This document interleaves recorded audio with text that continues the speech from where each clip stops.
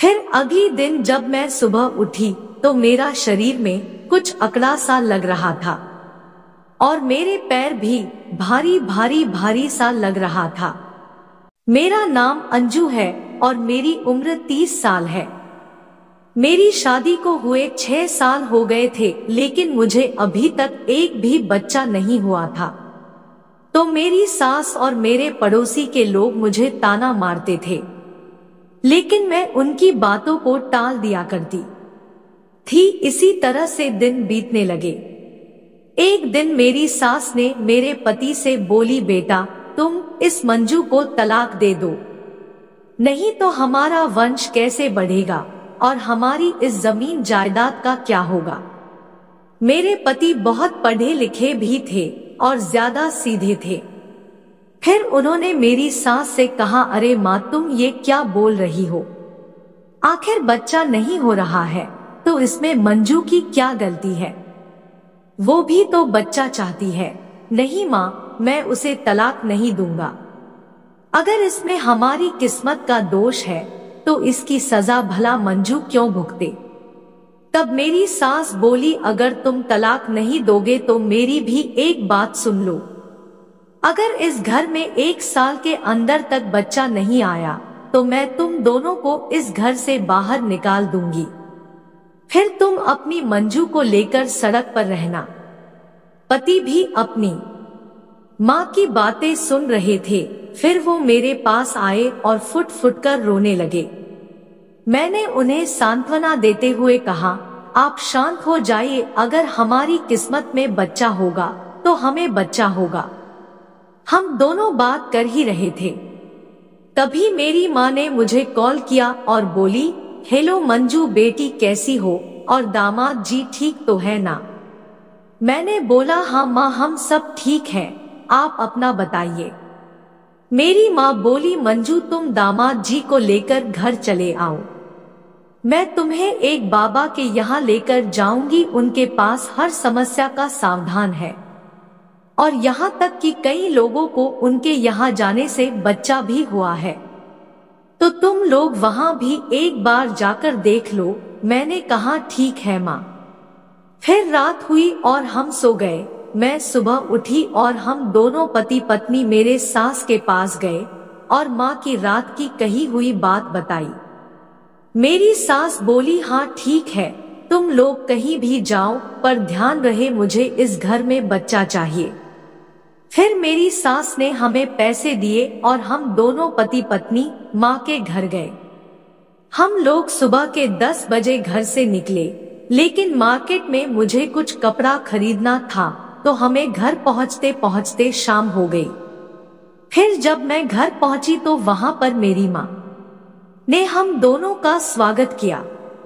मैं अपनी मम्मी के साथ काम करने लगी और मम्मी ने मुझे उस बाबा के बारे में बताया और बोली, कल सुबह हम बाबा के यहाँ चलेंगे।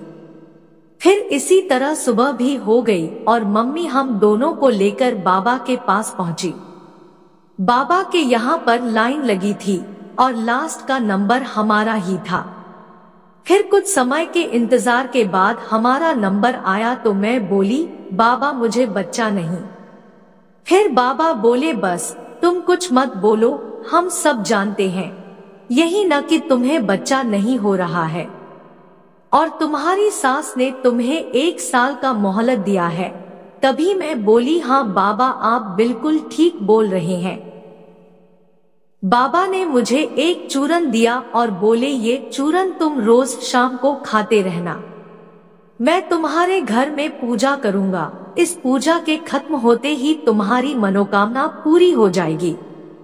पर एक बात का ख्याल रहे, मुझे कोई भी और किसी भी प्रकार का डिस्टर्ब नहीं चाहिए, इसलिए घर में सिर्फ तुम रहोगी और कोई भी नहीं रहेगा और कल की रात ही हम पूजा करेंगे। और ये कुछ पूजा की सामान की लिस्ट तुम मेरे आने से पहले ये सब मंगा कर रख लेना। फिर मेरे पति बोले, बाबा घर में मेरी माँ रहती है, वो कहाँ जाएंगी? तो बाबा बोले, यह तुम्हारी समस्या है बालक, तुम अपने हिसाब से उसका कुछ इंतजाम कर लो। फिर हम दोनों पति पत्नी घर आ गए और हम घर आते वक्त ही पूजा का सारा सामान खरीद लिए। घर आकर मेरे पति बोले, मंजू देखो मैंने बाबा द्वारा बताई गई सारी सामान ला दिया है और मैं माँ को लेकर मामा के यहाँ जा रहा हूँ। घर पे तुम अब कुछ संभाल लेना। फिर मेरे पति अपनी माँ के पास गए और बोले, माँ तुम जल्दी से तैयार हो जाओ, मामा ने फोन किया था और वो तुम्हें बुला रहे हैं। इस प्रकार से मेरे हस्बैंड और मेरी सास दोनों ही घर से जा चुके थे। फिर रात का समय हुआ, मैं बाबा का इंतजार कर रही थी। मैं उनके द्वारा बताए गए सभी व्यवस्था कर दी थी। फिर बाबा आए और बोले, सब सामान है ना और घर में कोई नहीं है ना? मैं बोली, सब कुछ सही है बाबा, कहीं से कोई डिस्टर्ब नहीं करेगा। फिर बाबा ने अपना पूजा करना शुरू किया। वो पूजा कर रहे थे और जोर जोर से मंत्र पढ़कर अग्नि जला रहे थे। वह फिर कुछ समय के बाद मैंने बाबा की नजरों पर ध्यान दिया। वो अलग तरीके से मुझे देखने लगे थे, लेकिन शायद वो अपनी पूजा कर रहे थे, पर मुझे कुछ अलग ही फील हो रहा था। मैं पूरी तरह से डर चुकी थी, लेकिन वो मुझे अपनी आंखें निकालकर देखे जा रहे था। फिर 3 घंटे बाद पूजा समाप्त हुई और वो बोले, ये लो भस्म और रात को सोने से पहले अपने पेट पर रोज इसे लगाना, मैं अब जा रहा हूँ, तुम्हारा काम हो जाएगा। इतना कहने के बाद फिर बाबा चले गए और मैं आराम से सो गई। फिर अगले दिन जब मैं सुबह उठी तो मेरा शरीर में कुछ अकड़ा सा लग रहा था और मेरे पैर भी भारी भारी भारी सा लग रहा था। सुबह होते ही मेरे पति भी आ गए थे। फिर मैंने रात की हुई सारी बात बताई तो वो बोले, चलो ठीक है, अब भगवान की दुआ से हमें भी बच्चा हो जाएगा।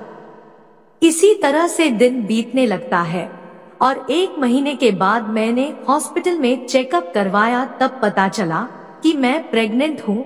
ये सुनकर घर के सभी लोग खुश थे और घर में मेरी सास सबसे ज्यादा खुश थी। मैं आराम से रहने लगी थी।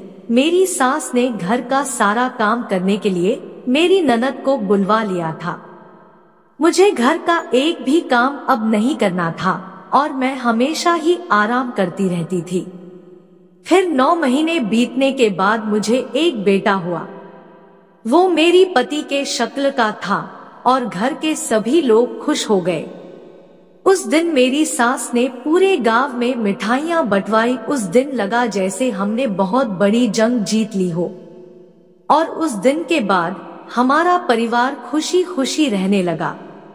मेरी सास तो बहुत ज्यादा खुश थी क्योंकि उसे अपने वंश का चिराग जो मिला था।